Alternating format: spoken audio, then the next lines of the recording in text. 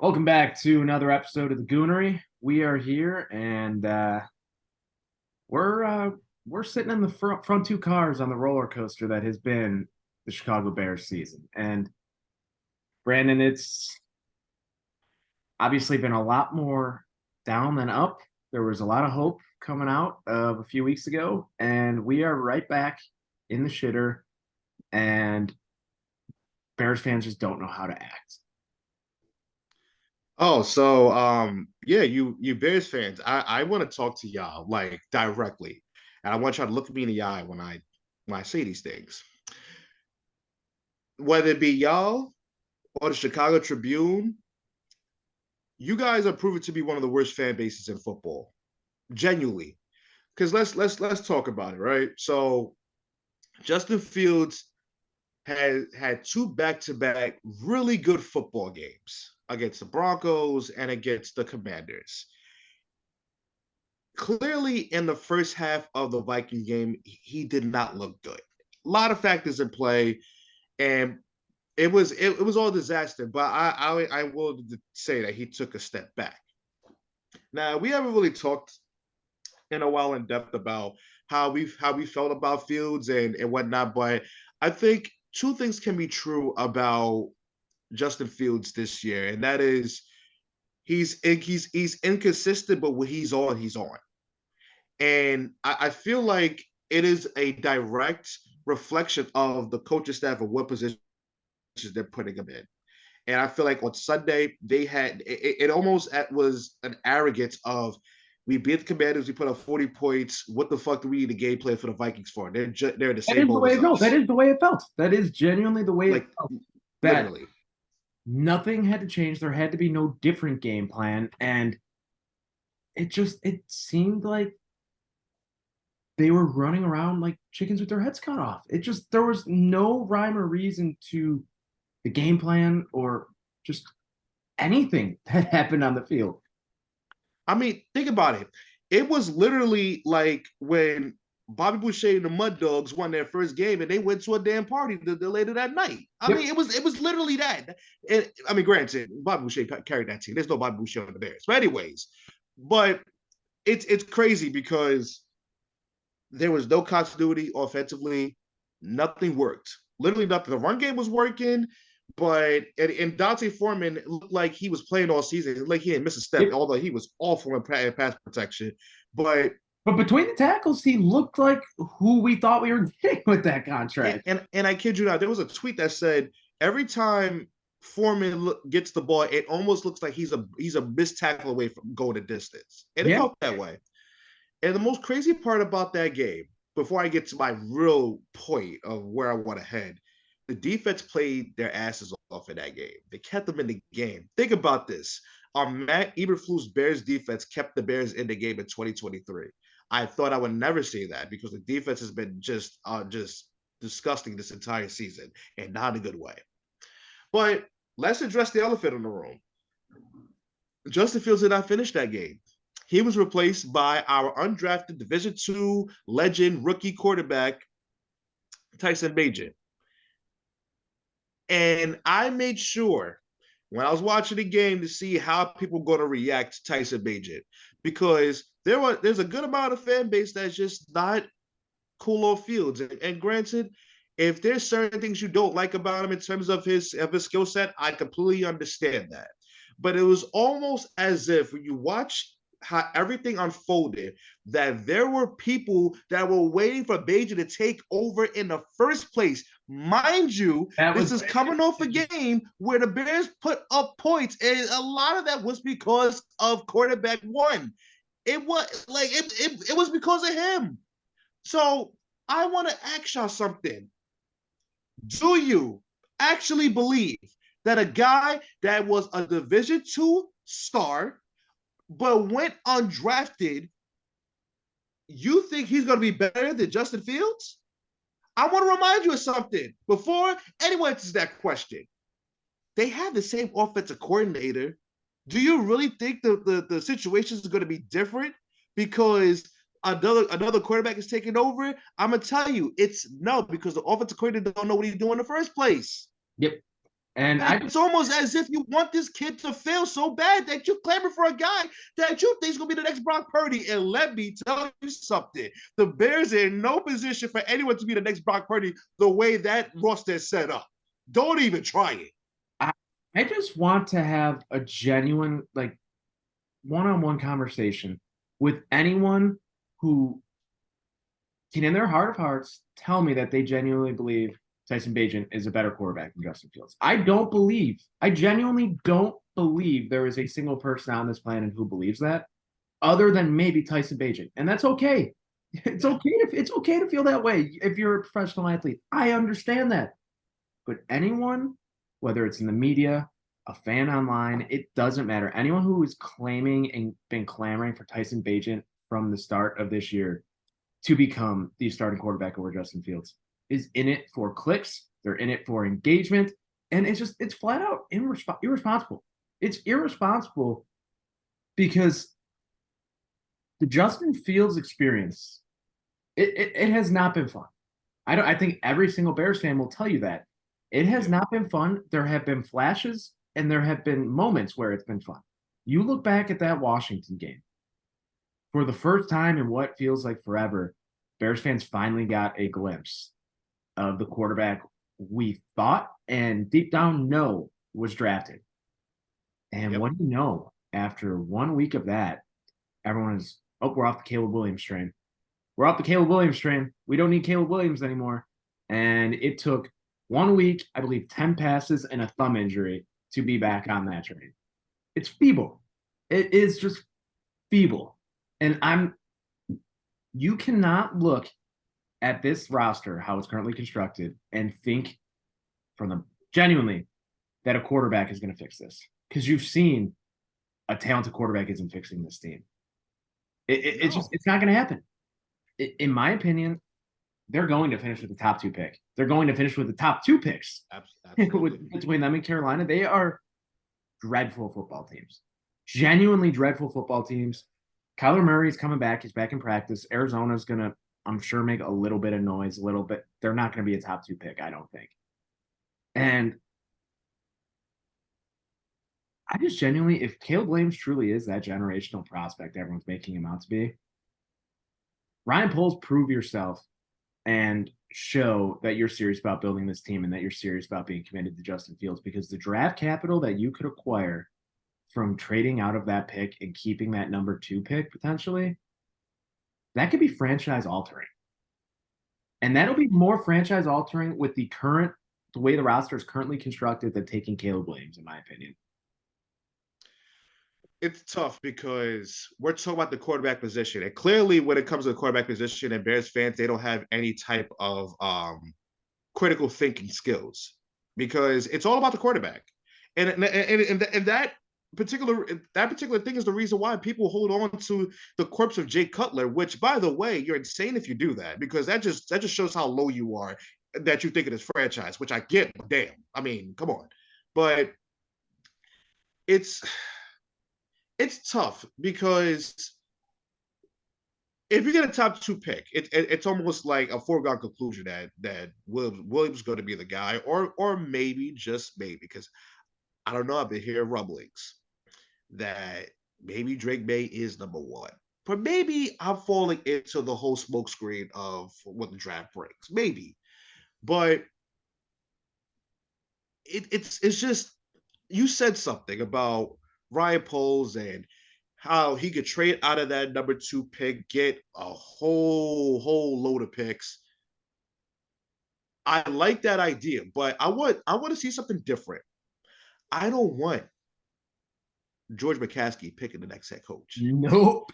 You want to talk about a guy that knows that if you want to win in this league, you have to build the offense. Why does Ryan Poles know that? Because he came from the Kansas City Chiefs, and they were, even with Alex Smith at the helm, one of the most prolific offenses in football. Yeah. So he knows. So if you have faith in Ryan Poles, you let him pick the next guy. And it's almost for certain it's going to be an offensive guy, because if not, it's like, okay, what the hell are we doing? I know that it's not always the case that a defensive guy being hired means that a young quarterback is going to be doomed. But follow the trends of what's going on here because, again, I think the last time we recorded, I straight up said, listen, no one was clamoring for Matt Eberflus to get a head coaching job. We Oh, know he did. You know the type of jobs he did in Indianapolis. I seen the ranks. He was middle of the road. He wasn't wasn't anything special. he wasn't bad. He was serviceable. So He I was I, serviceable. I will never understand the hire. Genuinely, it will never make sense. Mind boggling. And I understand. I mean, at the time, I wanted Brian Dable. I wanted Brian Dable, I and did as well.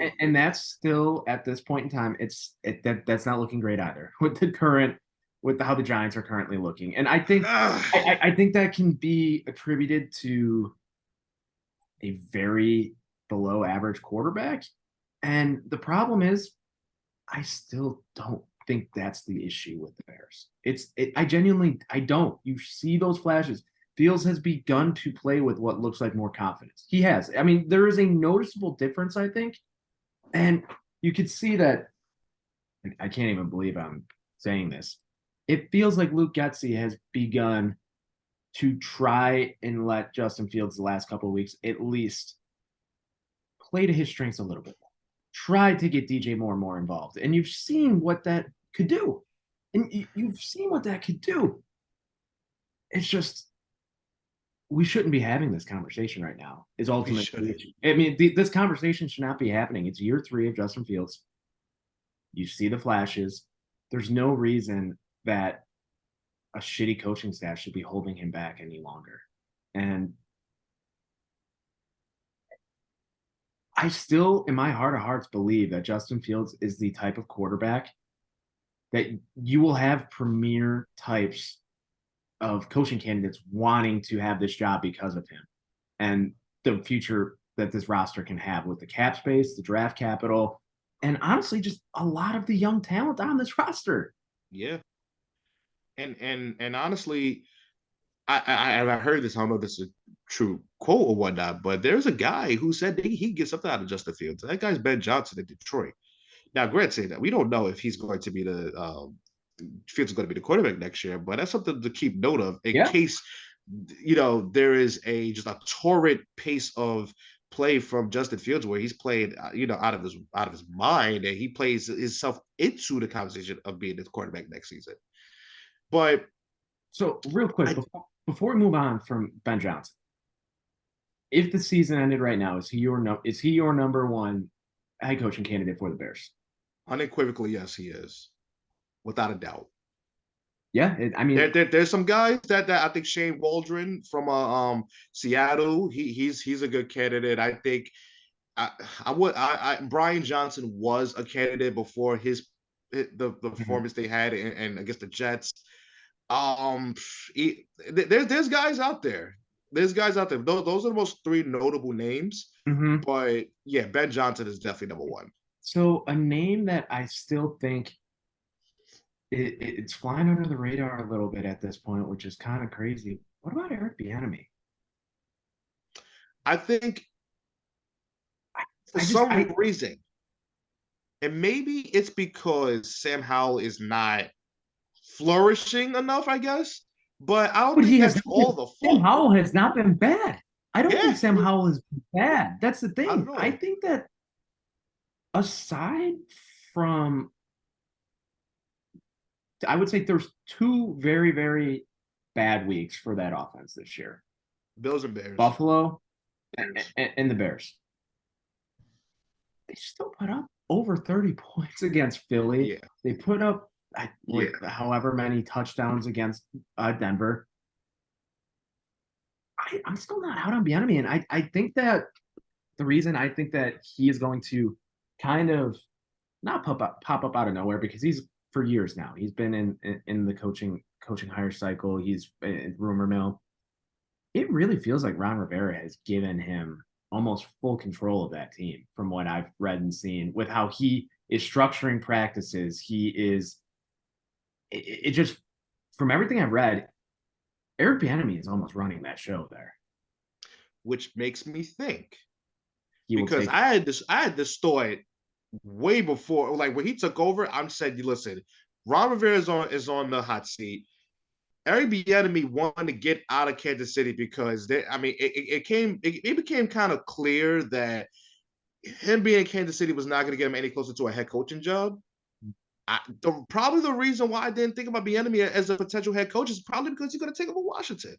Yeah, Because honestly, yeah, you're right. It makes sense. It does make sense. Ron Rivera's on borrowed time. I think if they lose against the Giants this week, it's going to get cloudy because despite the wins that you had and the close games you've been in, losing to the Bears and Giants and this season is not a good look at all. At all. So that's something. I made a comment and I want your opinion on it. And I did not text you this because I wanted to see your full answer. Mm-hmm. Do you believe Tyson Bagent is a better fit on this offense than Justin Fields? No, I don't even think I need to go into it any more than that. No, just I genuinely don't believe so. If you want, if you, I mean, I know it was limited action. I know it's unexpected. He wasn't expected to be in the game, but I don't understand from the limited sample size we saw of him in that game. What made you think he would be better than Justin Fields? I mean, I'm not saying this to you. I'm just saying this in general to anyone. Can I be honest with you? Mm-hmm. I think the offense that is ran, it low-key caters to the strengths more of Tyson Bagent than Justin Fields, which is low-key a shame. But think about it. This is an offense that's kind of designed to get the ball out quick and stay in the pocket and all that stuff. And let's be honest, the system that Luke Getty came from with Green Bay, he had a pure pocket passer in Aaron Rodgers. And I'm gonna be honest with you, it almost felt as though that Luke Getty probably wanted Justin Fields to kind of be like Aaron Rodgers, stay in the Yeah. pocket and make plays from there.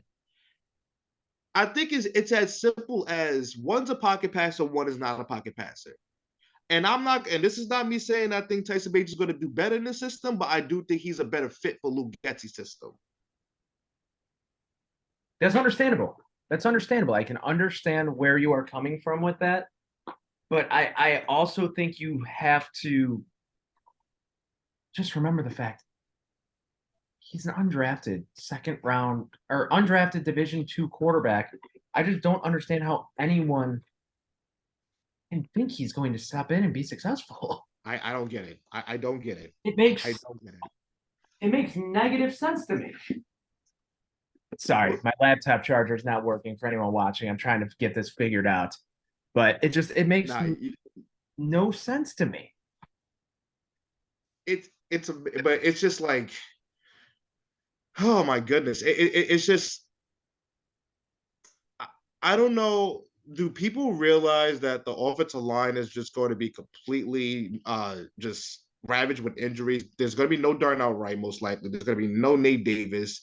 Cody Whitehair got benched. A veteran like Cody Whitehair got benched.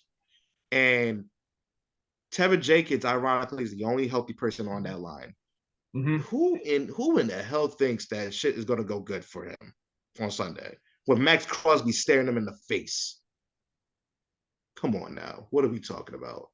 So I mean, let's get into it for this week. Realistically, it's going to be one of the ugliest games across the league this entire season, and like I don't even think that's up for debate. You're going to see Tyson Bagent making his first career start against potentially either Aiden O'Connell or Brian Hoyer with the Raiders. Oh, goodness gracious. You almost feel bad for the commentators who have to do those games. I mean, my goodness. Going to look like the Iowa and Wisconsin game from last weekend. Which, by the way, I'm just stunned Iowa even won that game. But I got to be honest with you. I have a feeling that we're going to see a more open offense for the Bears with Bagent. I think that's what it's going to make me upset. even if we win the game and I see the offense being more open for Bagent, I'm going to be upset. Because what the fuck? It took you one game to adjust to his skill set, but you can't adjust to your franchise quarterbacks. Listen, all I know is I do expect for, and I use this term very lightly because Bagent's arm is not very good. His arm No. strength is like in the 70s if you're rating it on Madden. But I feel like there's going to be some real game managing going on, which probably results in maybe DJ Moore getting over 100 yards somehow, some way. But I heard the comments from Devontae Adams, and I think people, before I get into the game aspect, it's very easy to say that's a terrible quote. It's something that nobody should want to hear from a star player that he doesn't really want to win. He just wants to get his stats. Mm-hmm. We're very conditioned to believe that every athlete wants to win, and I'm here to tell people every athlete wants to win games. No one wants to be a part of a loser, like literally nobody. But I will point this out to people, and it's going to be very unpopular. The statistics get you into the Hall of Fame, not how many Super Bowls you won. Yep. And listen, people got to realize too that with these athletes, a lot of their goal is not just to win the Super Bowl. They want to get paid so they can support their family. Yep. And people got to come to grips with that. And it's easy for the fans to say, because the fans will be like, man, put me out there. I want to win. I want to win the Super Bowl. I want it more than that guy. I don't think you do. No, you don't. I don't think you do. You don't. But people got to realize, like, money's involved. So you gotta, like, statistics against those statistics is really what's going to get you the money. But considering that, back to my original point, I do think that's going to be a thing where Brian Hoyer is a veteran. He knows that sometimes you got to play a little bit of buddy ball to get what you want. I mean, look what Justin Fields and DJ Moore did a couple of weeks ago in Washington. They know. So I expect Devontae Adams to go 100 yards in this game. I think 150 if we're being Probably. I it's gonna be ugly. I think this game's going to be a genuine ass whooping. I wasn't saying ass whooping. I when I say an ass whooping, I think it's probably in the area of 24-21 with maybe a defensive touchdown on Vegas because we can't do that. We're not capable of doing that. But on Vegas, and they'll probably get the defensive touchdown. But I don't think the offensive onset from either team is going to be bad. Fair. So I'm gonna ask you two questions. One, what can happen this weekend with the Bears that will make you feel that they've taken a step in the right direction? And two, do you want to see Tyson Bagent ball out this weekend?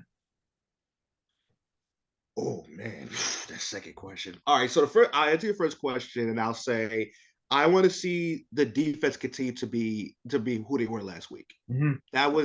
They seem opportunistic. They put the Vikings in a lot of third down and low situations, which was very, very pleasing to see because the third down conversion rate for the Bears against opponents, it's not good. It's not good. I want to see more of that. The reason why I'm not going to talk about the offense is because I know what the offense is going to be with a backup quarterback and an incompetent offensive coordinator. Yeah. So there's really no point in me even expecting anything. And the question that I would pose to you is how much steps further can we take with a backup quarterback that's most likely going to get replaced any damn way? You know what I mean? So it's a very tricky thing. Would I like to see Tyson Bagent ball out? Yes and no. And I would like to see it just like we know everybody and in the area, and people will lie if they say they don't, but everybody loves an underdog story. Everybody. Absolutely. So if he balls out, that's like damn. It took an undrafted rookie free agent to ball out the quarterback position for the Chicago Bears. Who would have fucking thought? But part of me also, I'm not rooting against them, but it would make me sick to my stomach if people were to anoint him as the next guy. When anything that Bagent has did, we probably see Justin Fields do it too. So that's the only backdrop from it. I'm rooting for the kid. If he's on the Bears, I'm rooting for him. Mm-hmm. But Absolutely. No, the discourse after the fact is probably what's going to make me more upset than anything. I'm with you. I'm in full agreement with you that I just don't think I'm emotionally prepared to turn on 670 the score after the game this weekend to either hear the positives or the negatives. It's going to be toxic regardless of what happens. And I'm just sick of it. It's just it's I can't believe this, but two teams in a row. I am at the point of numbness again, I think. With my Yeah. White Sox into football with the Bears. It's not even that I was expecting anything out of this team this year. I was just expecting to not get angry watching the TV, to Yeah. see them take steps in the right direction, and just to not be hammered with coach speak by Matt Eberflus. Did you see, speaking of coach speak, did you see his quote from I believe yesterday? I did. I did. I'm trying to find the tweet real quick with the quote. I believe it's from Adam Hodge. I'm just trying to find it real quick, but essentially, Clip Notes version for listeners. He says he doesn't want to put a timeline on anything on Justin Fields because they don't. Oh, here it is. Bears head coach Matt Eberflus asked if surgery is still possible for Justin Fields. I believe we'll have some clarity later in this week, hopefully. But again, nothing's off the table. Nothing's off the table right now. We still got to see where it is. Ugh. Like, what the fuck? Ugh. That was the equivalent of I need to get to 1,000 words, so let's just keep repeating things. I mean, like, you're not writing a damn research paper, man. Like, you don't need to reach a certain like quota to just get your point across. Yeah. And but this is the thing that's always been with him, and it's like I don't know if he thinks he's like this smart guy that he doesn't give away too much, so no one make a story out of it. I got news for you, brother. You're not Bill Belichick. Nope. I don't give a damn how you look right now. You're not Bill Belichick. So you being all mundane with the media is not doing what you think it's doing. You look like a fool. You look like a damn fool. But whatever, man. Hey, he's a lost cause. Well, there's really no point in me getting upset over him. But it's just like, bro, what the fuck are you saying? Yeah. Ugh, It's what a coaching staff they put together, I tell you. it's just miserable top to bottom. Just absolutely Just, miserable. I'm convinced there are better high school football coaching staffs in the Chicagoland area oh than yeah, what is going on the field right now. absolutely. It's and it just sucks because they're going to hit the reset button once again, and we're just Once again, in this same goddamn cycle. it may be the same cycle, but I just really just think that a change of voice in there would just do a world difference. Maybe that's me being too like optimistic, but it's something's got to be different because it's not working. So let me ask: would you be opposed to the Bears pulling a Colts from last year, firing Eberflus, and just bringing in a former player to be the head coach? People clown the coach for doing that dumb shit last year. And Clown them. it worked. In what regard? What? In what regard? I think that team is in a better place now than they were. I mean, fair, but I mean, I mean, it was a fucking dumpster fire during the fact. it But if was. it's gonna be a dumpster fire regardless, let's just fucking add some fuel to the flames, man. Hey, listen, because I've heard all of the Okay, bring discussion hey, of bring Jeff Saturday here to be the interim head coach. He's got the experience now. nah, I like him on Get Up. Don't take him away. Don't take him away. But I mean, shit, because everybody asks if Eberflus was to get fired in the middle of the season, who would be the guy who takes over? We don't have a And defensive coordinator anymore. It you don't sure have is. a defense coordinator. You're not hiring Getty. He's probably going to be out the door along with Eberflus if that's the case. Yeah. So probably the next option is Andrew Janako, the quarterbacks coach. Which, by the way, I wouldn't be opposed to. At this point, it's I mean, anybody but yeah. Eberflus. I don't even give a fuck. They hired a new defensive analyst, whatever the fuck that means. But I mean, whatever you got to do something, do something different. Yeah, and it's just depressing watching the rest of the league because it doesn't seem like there is a true. Okay, I take that back. I think the 49ers are a dominant football team. But other than the 49ers, it does not feel like there is a dominant team in this league right now. Not at all. I've been watching all the Eagle games this year, and I've said the same thing. Like they can be had. Like they're not great. The Eagles are doing what the Bills do at this point, and what Josh Allen does continually. They play to the level of their competition. And it the Eagles realistically probably have the most talented roster top to bottom in all of football. Agreed. And Agreed. they're going to get themselves in trouble, and someone's going to catch them with a stray in the playoffs. And it doesn't make sense to me. It It's just good. does not make sense to me. It's most likely going to be a team that we're very very familiar with. Do we want to talk about that team? Let's talk about them. They are for real, man. They are They more than are for real, for real. and it's They're, crazy they're one of the best because 3 or 4 teams in football. I I'm gonna be honest with you because I think this team has been more impressive than the Eagles this year. They've been Mm-hmm. impressive. They've been more impressive than any team in the NFC outside of the 49ers. And maybe in the AFC, because I think AFC, I'm gonna be honest with you, I think the most impressive team, despite the fact they got mollywopped in Buffalo, Miami's still the most impressive team to be in the AFC. Not Kansas City. No, Kansas City I'm is totally something's with you. off. Which by the way, you know why Kansas City feels off?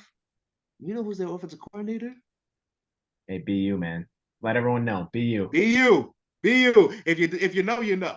So that they're gonna get themselves in trouble. Cincinnati is not good.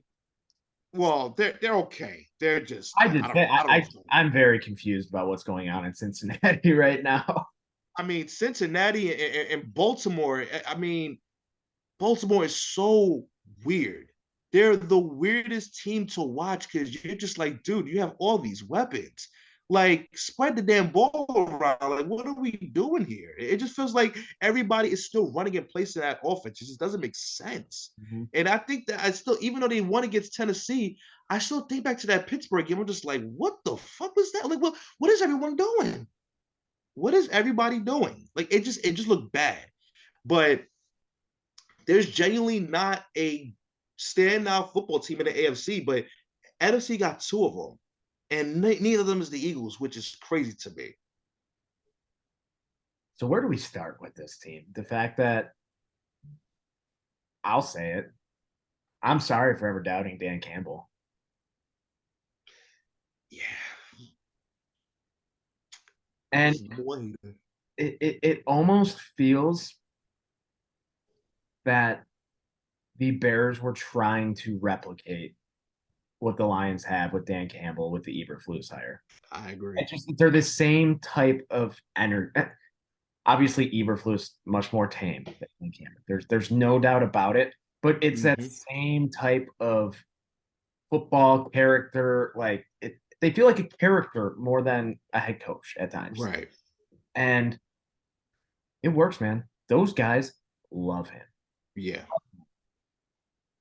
David Montgomery, prior to getting banged up, looks rejuvenated. Yeah. And Amon-Ra St. Brown looking as good as ever. Sam Laporta, fantastic. Yeah. And dare I say it, Jared Goff playing at a Pro Bowl level. I mean, he's the darkest of horses for MVP right now.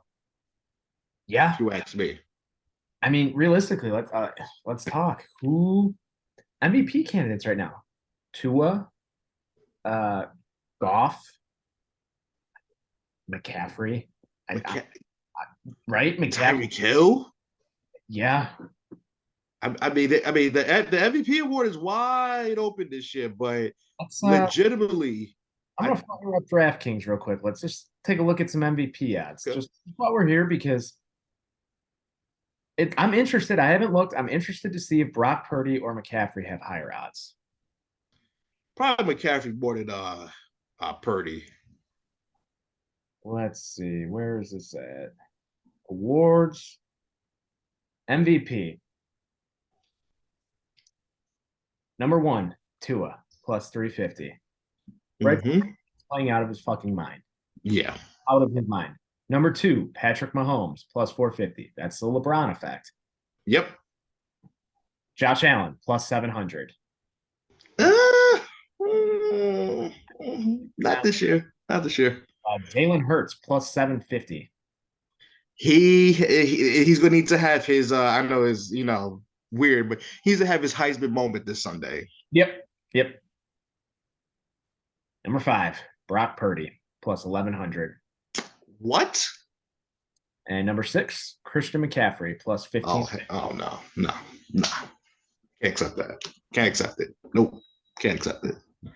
And our guy Goff, plus 2000 behind Lamar Jackson and Trevor Lawrence.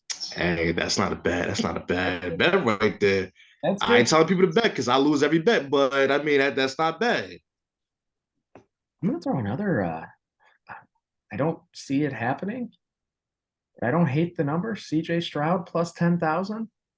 Oh, I hate that number. I hate everything about it. I hate everything about it.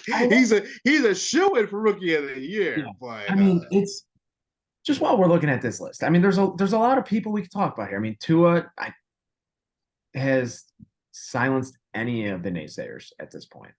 As long as he's able to stay healthy and keep his noggin okay, Tua is well on his way to becoming a perennial Pro Bowler, perennial MVP candidate. And the tank for Tua discussion when he was in college is looking to be completely okay.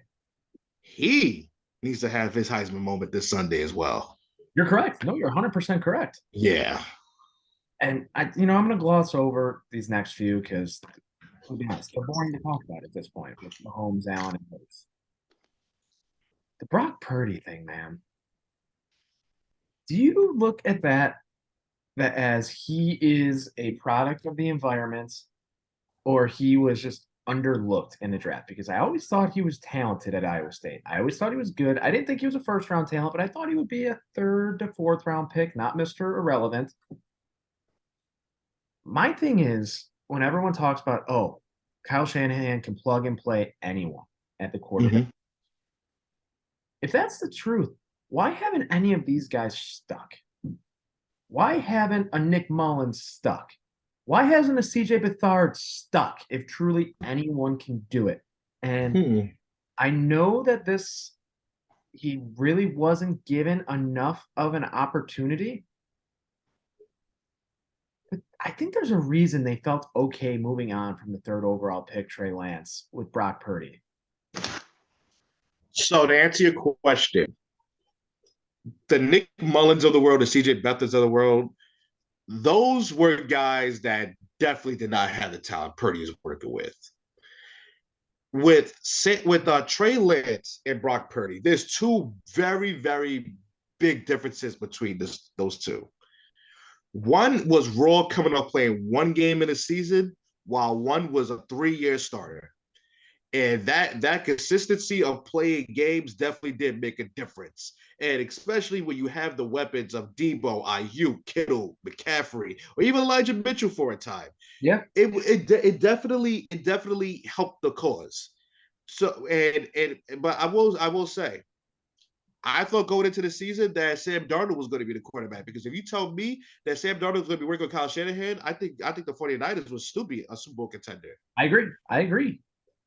But with Purdy, it still was, man, it's still the thought of Mr. Irrelevant being in the position that he's going to be in, being a top team in the NFC and just dominated. I just didn't think that was going to be plausible to think about that. I just didn't think so. But when you look at a quarterback friendly system with a guy who just knows quarterbacks so damn well, it was perfect for Purdy to go there. I think a lot of quarterbacks would definitely benefit from being in that system, which That's I think a lot of, like, we talk about how Sean McVay really revolutionized the way we look at head coaches in terms of how they run an offense. But Kyle Shanahan is right behind him, if we're really being honest. I think Kyle Shanahan is in front of him. And now he is. Definitely now. I, I think from the start, what Kyle Shanahan, I mean, I'm sure I could find clips somewhere, but I have always thought what Kyle Shanahan has done has been more impressive than what Sean McVay has been able to do. I agree.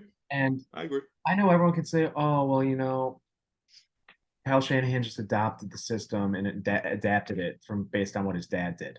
Right. Guess what? That's great. Who Yeah, wouldn't good want for that? him. Good for him. Use what you have around you. And guess what? I don't think a Mike Shanahan offense was operating at this consistent of a level for this long. I mean, And after Elway left, it sure as hell wasn't the case. exactly. And I mean, come on. that's not taking anything away from Mike Shanahan. That's not. But I'm just Kyle Shanahan, in my opinion, is going to go down as this generation's greatest head coach. He will be mentioned with the likes of Andy Reid someday in that same vein. He is Andy Reid because he hasn't won a Super Bowl yet. Oh, you're right. Once he wins that Super Bowl, There's a reason I maybe. slipped that Andy Reid comparison in there. There's a Yeah, reason. it's a perfect comparison. We're talking about like pre Mahomes and the Philly era and stuff like that, because it's kind of what reminds you of the Yeah, Philly oh, for with sure. Andy Reid. They was just going to championship games like every single season. But he is the blueprint now. He's genuinely the blueprint, and it's interesting how everything transitions, because I feel like how I mentioned earlier with Eberflus, how he tries to kind of be a little bit Belichick like in terms of not giving too much to the media and whatnot. It's like whatever, like it's that's not the benchmark, because I think now we're seeing with like the likes of Belichick that it was a quarterback of why you were so successful. And now it's like, all right, if you don't have that, you're very, very regular. Which, by the way, transitioning into that, this is something I wanted to talk about for a very, very long time. But Mac Jones is not very good. We know this. He's very, very not good. I'm not going to call him average. He's not good. The roster is not good either. But also, Where you're going. last year, we saw Bill Belichick hire Joe Judge and Matt Patricia to be co-offense coordinators. I want to remind people something, A right? defensive coordinator and a special teams coach. Correct. As an offensive coordinator for a young quarterback, he's now working with Bill O'Brien. You would think that it would just be different. He shot because of that. He shot. It's over. It's over for Mac Jones. And Bill Belichick has to wear the blame for that. He Mm-hmm. has to, Mm-hmm. because there is no possible way. And this is what bothers me about his way of thinking, because he thought because that's his friends. That's his friends. So he's gonna hook them up with a job, and they're gonna turn this offense around with a young quarterback. Dude, Matt Patricia got fired from Detroit. They couldn't even capitalize on Matthew Stafford's prime seasons. Should I even mention what Joe Judge did with the Giants? He almost killed Daniel Jones completely. Brian Dable brought him back up. I mean, he's kind of back down now, but he brought him back up. How in the world can you justify that?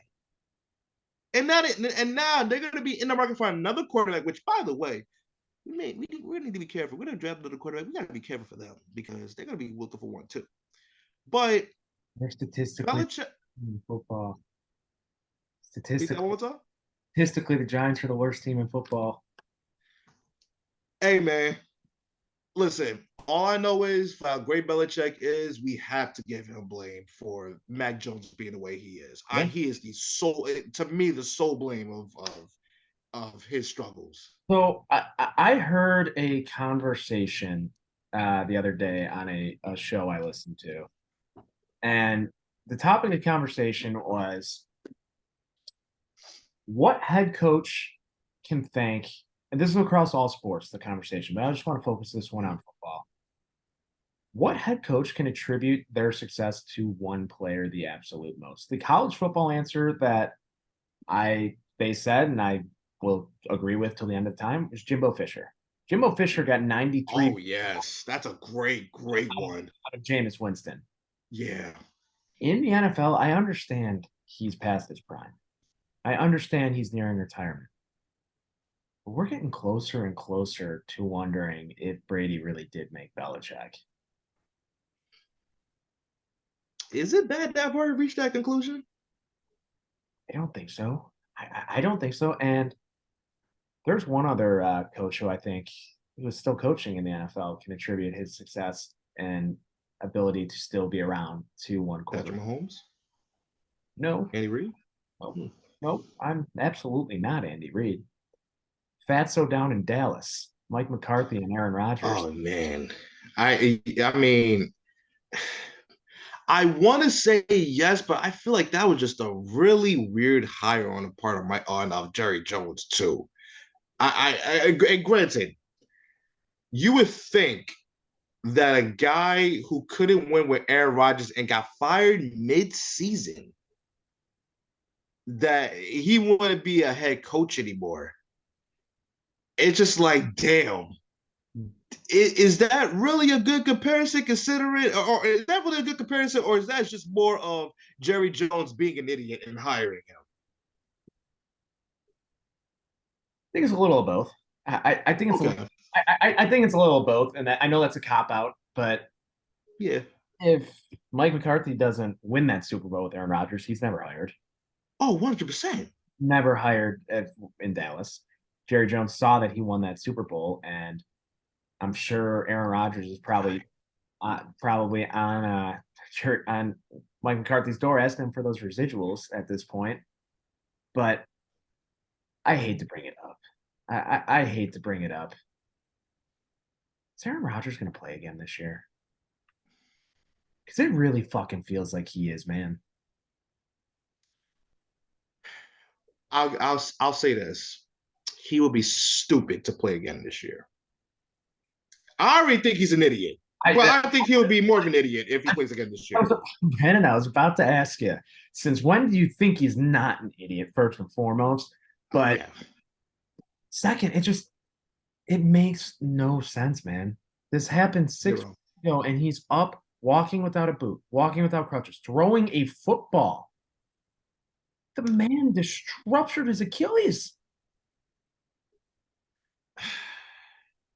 Well, Maybe my takeaway from this whole thing, if he truly, truly does play again this year, maybe we all have to start trying to heal ourselves by listening to dolphins having sex, man.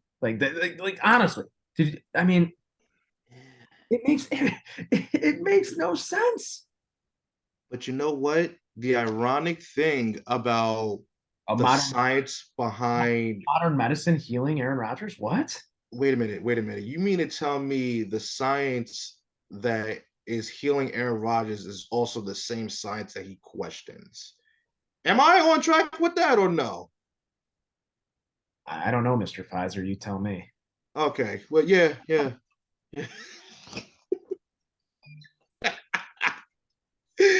Oh, Pat McAfee's gonna pay for this shit, man. Oh my gosh. I mean, just on the topic of Brutal. on the topic Brutal. what do you make of that? The news coming out that McAfee's supposedly paying Rodgers to come on his show week after week. I just Why? don't, Why? don't understand it. I mean, listen, who in the hell asked to hear what Aaron Rodgers has to say? Before this whole vaccine stuff came out, he was still an uninteresting dude. We did not care what he had to say. I don't like. I don't get it. The man's I don't own get it. family doesn't care what he has to say. Yeah, and that's exactly why he's like that. You can see the way he acts, just like, damn, I won't be around that motherfucker when he comes around for Thanksgiving. Hell no. Hey, what about 9/11?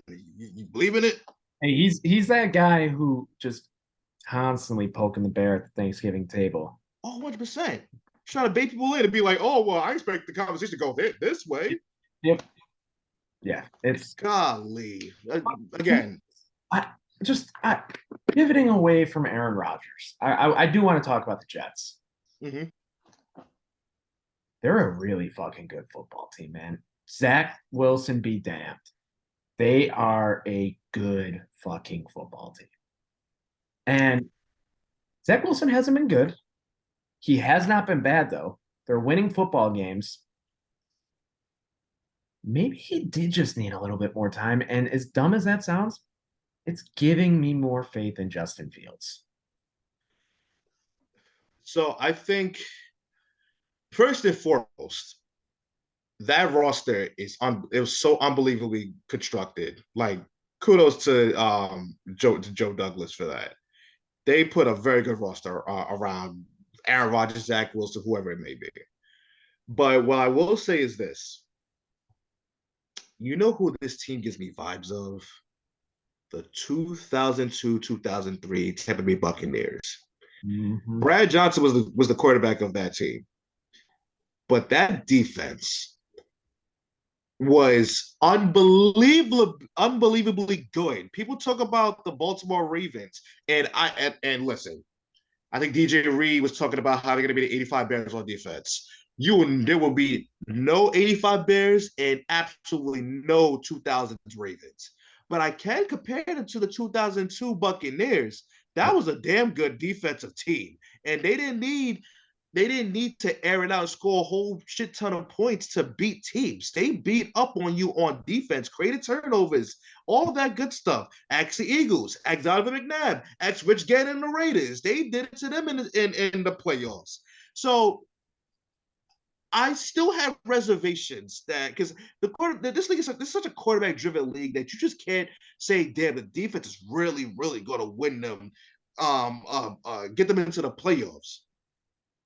But it's hard to not think that, man, if he just doesn't fuck up, they are going to win football games. It's And who knows if that sets up the return for Aaron Rodgers? Because if Jack Wilson's just a glorified game manager, it's not going to be hard for the Jets to make a decision between the two. yep, So it I is. mean, they're in a really good spot. And if you told me that they were going to win two straight games, and one of them being against the defending NFC Championship game, the champions, I'd have said no, no way. But that's really good coaching that they're doing over there. It feels like Mark Sanchez's rookie year, man. Yes, perfect example. It feels like Mark Sanchez's rookie year right now. And Yeah. Jets fans have to be happy. That's all. I would be very happy if I was a Jets fan, and I know that they're a lot happier than Bears fans are right now. Oh, 100%. But somebody's got to be happy out of the two, right? Yep. All you know is misery. Hey, man. I don't know who has it worse, Jets and Mets fans or White Sox and Bears fans. I think I know my answer, but That's easy. That's it's easy. it's a brotherhood in arms. I'll tell you that much. Yeah. It's a brotherhood. It's a brotherhood. It's not been fun, but before we wrap up the show here, Brandon, I just have to ask your opinion on a college football related manner with the Michigan Sure. Wolverines. Undoubtedly, I think the best team in college football right now. I think they're the best team in college football right now. I know you're not going to comment on that, but isn't it interesting that all of these allegations are starting to come out against Michigan now that they are back on top? I think it's more funny to me that these are coming out when when they go into Michigan State, which by the way, anytime they go to Michigan State, weird shit happens. But I tell you, man, what are we doing, NCAA? What are we doing? I mean, we don't have the dark cloud of boosters and all this other shit anymore, but we're still on a witch hunt because that's what it is. It's a witch hunt on Jim Harbaugh to get him in trouble. And I want to ask somebody from the NCAA one question. What did he do to make y'all this mad? What does he do? I He don't is, I don't get it, man. and here's the thing: Jim Harbaugh is so calmed down now that I'm not even saying this from a Michigan fan's perspective, because if you watch the games, you watch the post games, he does not want to talk to whoever the sideline reporter is. He Mm-hmm. only wants the players to get the shine. Yep. And for some reason, they still can't stand this man's guts. Whatever it may be, I don't even give a damn because it's not going to make sense. They are investigating them scouting. Scouting. That's what we're doing. I hope Michigan comes out firing and gives a large, fat middle finger to the NCAA for wasting our time with this nonsense. You don't have to comment. I'll tell it to you. I placed a bet a few weeks back on Michigan to win the national champion. Just so we are in the trust tree here.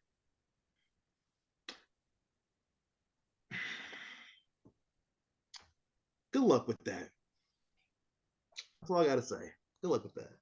Big Ten West, man. It's a or East, I should say. My bad. It's a juggernaut. We're gonna learn a lot this weekend. Oh yes, we are. State Oh Penn, yes. State Penn, and Ohio State, man. I think it's gonna be a little bit of a changing of the guard in the Big Ten this weekend. You know, I don't want to be this guy. I really, really don't. But the sports journalist in me has to say, I am not that impressed with Ohio State. No, at all. They are a team that gets their game off with big plays, but it feels like they won't demoralize you. Mm-hmm. And I feel as though this is because Kyle McCord, He's they play Notre Dame. not great. He's okay. He is a beneficiary of the targets around him. Dare I say he's Brock Purdy? I'm kidding. Yeah. I'm kidding, but the comparison is I definitely mean, I there. mean, There. in my definition, I think you onto something. But I will say this is going to be the best defense he's going to play this year. Mm-hmm. And like you said, we're going to learn a whole lot. And it will be crazy to think that if that being the case, that the Big Ten championship game will not be determined on November 11th. Think about that. It will be determined. It will not be determined the 27th of November. Woo. Yeah. You're not wrong. I mean, you're not wrong, man. You're not wrong. And it's been a hell of a college football season, and it's going to be wild to see how it finishes up. It's crazy. It's only mid-October right now. Lot of dominoes about to fall. And yeah, I mean, we're getting to the real great part of the season, and unfortunately, it's getting to a great part, and it's going to end very, very soon before we know it. But I can't wait, man. So it's why I fucking love this sport. I love it. Best sport on the damn planet, man. That's right. But with that, that's going to wrap up this week's episode of the Goonery. We are aiming our best to be back next week discussing what's most likely going to be a very miserable Bears game and some college football news. And we'll be back. Don't forget to like, share, subscribe. We will talk to you soon.